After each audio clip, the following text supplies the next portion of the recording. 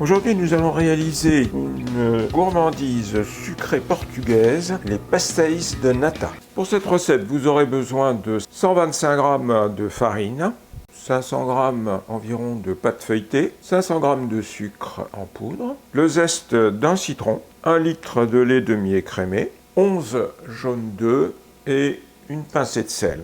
Dans une casserole, on va mélanger 500 g de sucre, 125 g de farine, le zeste de citron râpé. On peut y ajouter un petit peu de poudre de vanille, une pincée de sel. Vous mélangez et vous allez ajouter le lait, tout en mélangeant, bien entendu. Et on va faire cuire, toujours en remuant, jusqu'à ce que vous soyez au premier bouillon.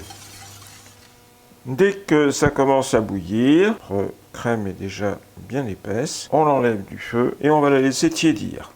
Pendant ce temps, vous allez séparer les blancs des jaunes. Vous pouvez conserver les blancs pour une utilisation ultérieure. Les blancs, ça se congèle très bien.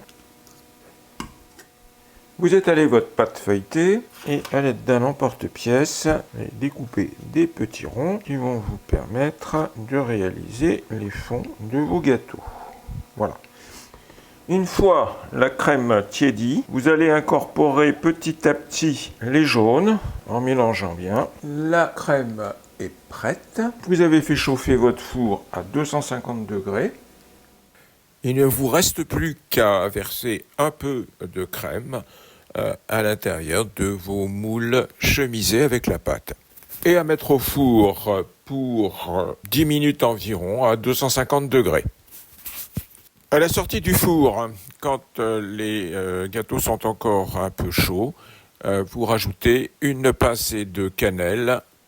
Et voilà, quelques pastéis de nata pour le goûter.